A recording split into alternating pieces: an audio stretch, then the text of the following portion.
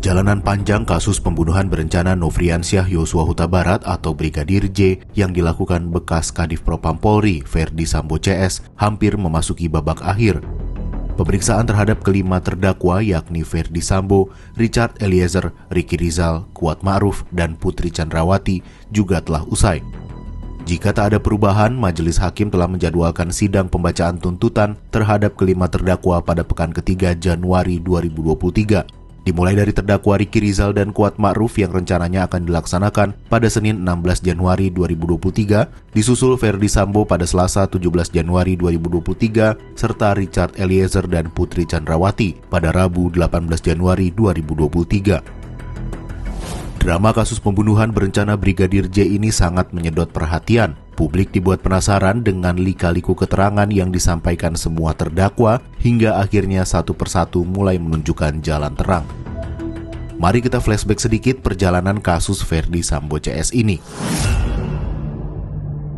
11 Juli 2022. Kematian Brigadir J pertama kali diungkap pada Senin 17 Juli 2022. Saat itu, polisi menyampaikan bahwa Brigadir J tewas setelah terlibat baku tembak dengan Richard Eliezer atau Baradae. Insiden itu disebut terjadi di rumah salah satu pejabat Polri di Perumahan Dinas Duren 3, Jakarta Selatan pada Jumat 8 Juli 2022 sekitar pukul 17.00 waktu Indonesia Barat. Artinya, kejadian tersebut baru diungkap ke publik 3 hari setelah kematian Brigadir J.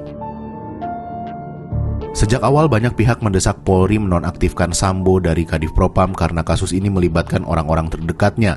Namun kala itu Kapolri Jenderal Listio Sigit Prabowo menyatakan tak ingin terburu-buru. Sambo baru dinonaktifkan dari jabatannya pada 18 Juli 2022 atau seminggu setelah kasus bergulir. Selang 2 hari kemudian, tepatnya pada Rabu 20 Juli 2022, 2 perwira Polri lainnya juga dinonaktifkan, yakni Karopaminal Div Propam Polri, Brigjen Hendra Kurniawan, dan Kapolres Metro Jakarta Selatan, Kombes Budi Herdi Susianto.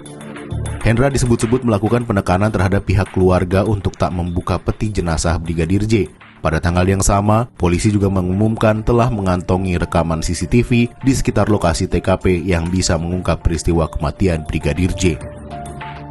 Seminggu kemudian, atas kejanggalan-kejanggalan luka di tubuh Brigadir J, pihak keluarga mendesak otopsi ulang.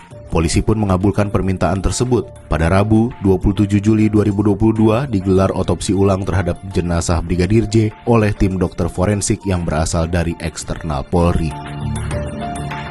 Kasus pembunuhan berencana ini pun terus berlanjut sepanjang Agustus 2022, diantaranya penetapan Richard Eliezer atau Baradae sebagai tersangka. Ferdy Sambo muncul perdana di hadapan publik dan langsung dicopot dari jabatannya sebagai Kadif Propam Polri dan dimutasi ke Yanma Polri. Penetapan Bribka Ricky Rizal sebagai tersangka diikuti kemunculan perdana Putri Chandrawati di Makobrimob saat hendak menjenguk Ferdy Sambo yang telah dipindah. Kemudian penetapan Ferdy Sambo dan Kuat Ma'ruf sebagai tersangka setelah sebelumnya ada pengakuan dari Richard Eliezer bahwa tidak ada baku tembak antara dirinya dengan Brigadir J. Menyusul penetapan istri Ferdy Sambo, Putri Chandrawati sebagai tersangka, Putri pun menjadi tersangka kelima dalam kasus ini. Kelimanya dijerat dengan pasal pembunuhan berencana dengan pidana maksimal hukuman mati seumur hidup atau selama-lamanya 20 tahun penjara.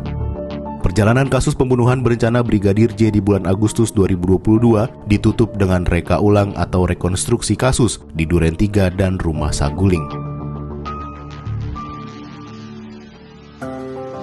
Pada September 2022, perjalanan kasus ini memasuki babak baru, yakni setelah berkas perkara kelima tersangka dinyatakan lengkap dan dilimpahkan dari Barreskrim Polri ke Kejaksaan Agung.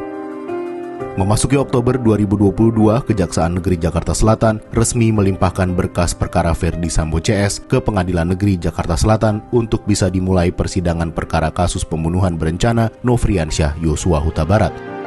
Akhirnya, seminggu kemudian, tepatnya Senin 17 Oktober 2022, sidang kasus pembunuhan berencana Nofriansyah Yosua Huta Barat perdana digelar di Pengadilan Negeri Jakarta Selatan. Sidang terus bergulir hingga kini, baik kasus pembunuhan berencana maupun perintangan penyidikan atau obstruction of justice. Pekan depan, jaksa akan membacakan tuntutan kepada 5 terdakwa. Apakah kelimanya akan mendapat tuntutan maksimal?